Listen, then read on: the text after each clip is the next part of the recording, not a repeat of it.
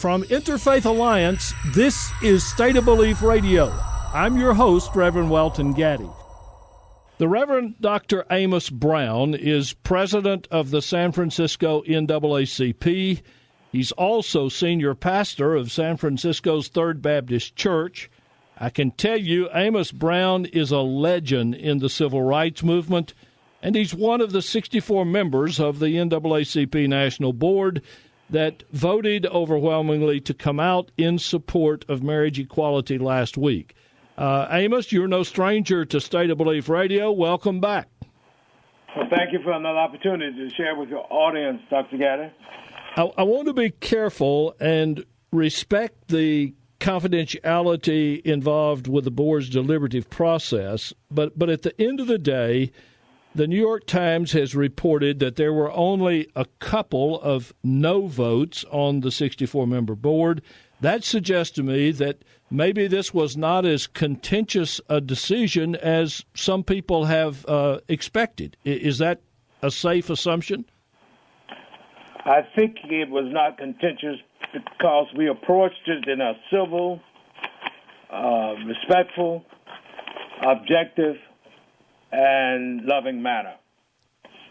And we came to this conclusion because the NAACP has stood for 103 years for the sole objective of fighting, advocating for equal protection under the law for all marginalized citizens of this nation. And it would have been hypocritical for us in the face of these debates, and a lot of the brouhaha has been going on, to have in the past stood for the rights and equality of opportunity for blacks who were different than the majority culture who were our oppressors, and then to turn around and do to other people who are marginalized for whatever reason, and though they are citizens of this nation, are not accorded equality of opportunity and equal protection under the law. And that is what the 14th Amendment of this nation guarantees all bona fide citizens.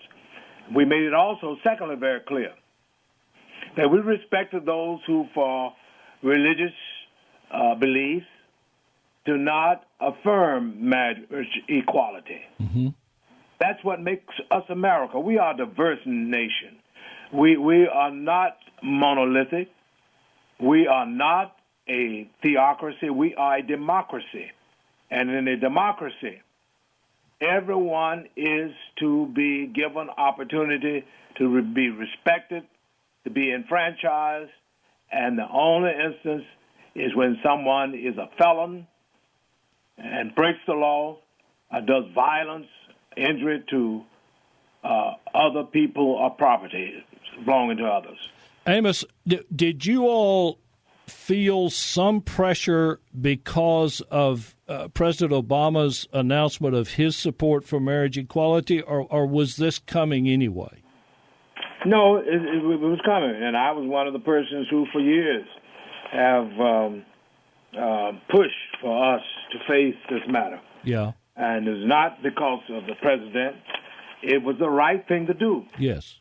And Dr. Martin Luther King, my mentor and friend and jailmate, always told us, and even in class, the time is always right to do right. And this timing was propitious in a sense, but I feel that the NAACP has to be a headlight, as it always has been on issues of justice, and not the tail light of the social order. Oh, boy. How widespread do you think the influence of the board's decision will be in the African-American community and particularly in black churches? There are those in the black community and in the churches who disagree with our position.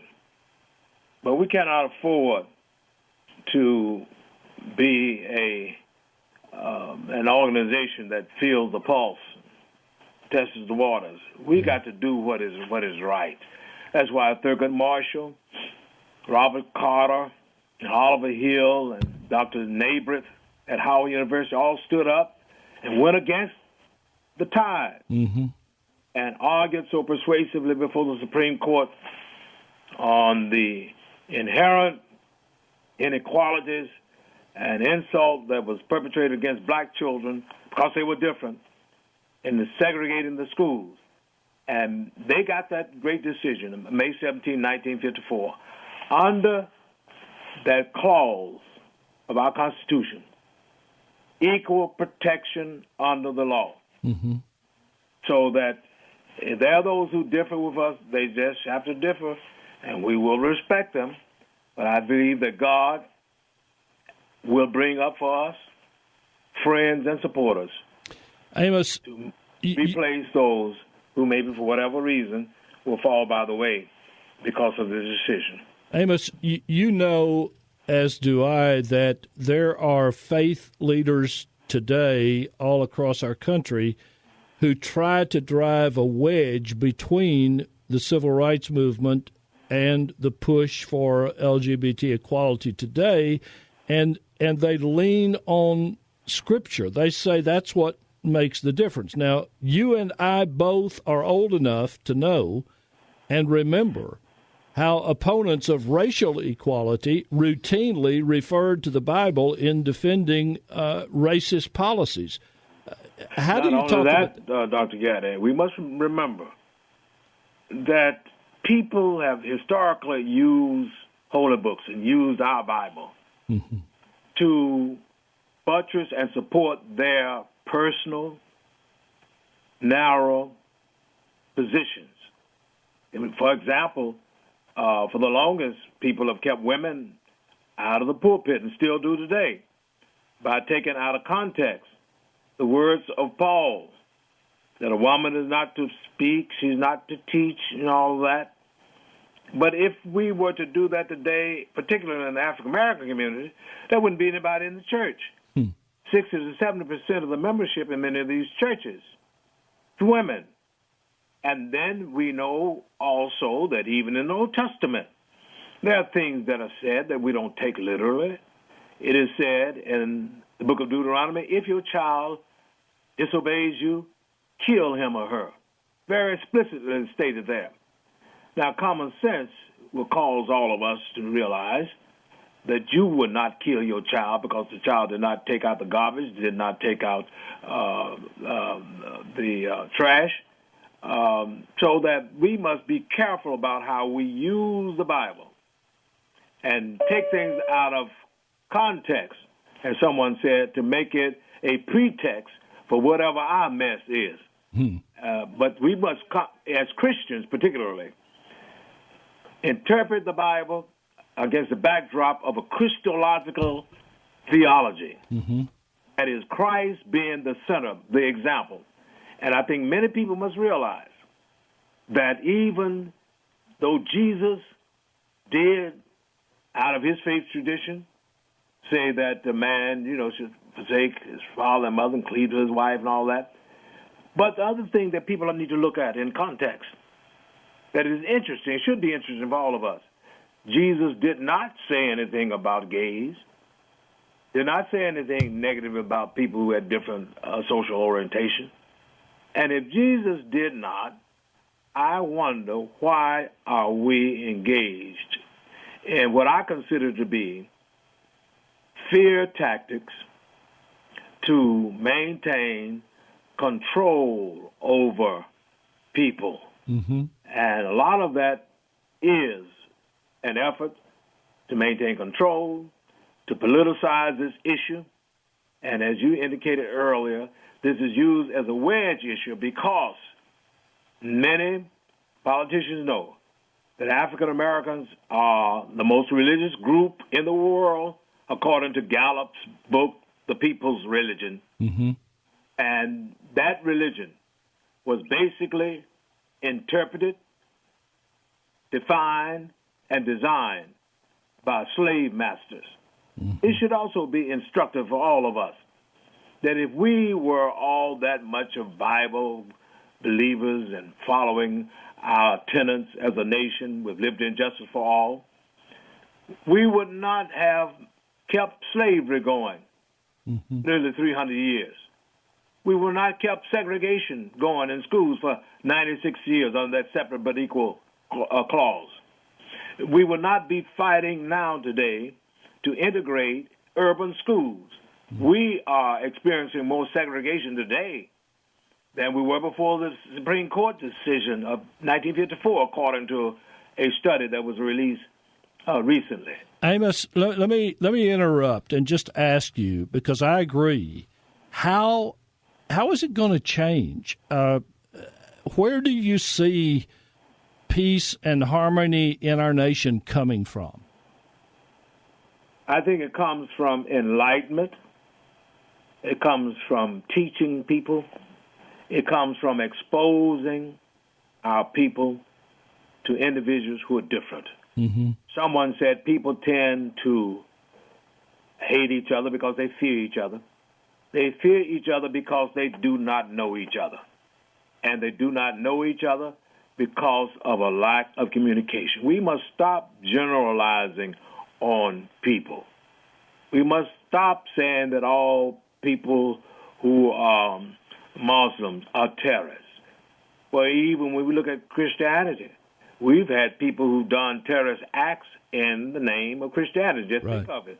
Those 4 little girls were bombed to death at 16th Street Baptist Church in Birmingham, Alabama.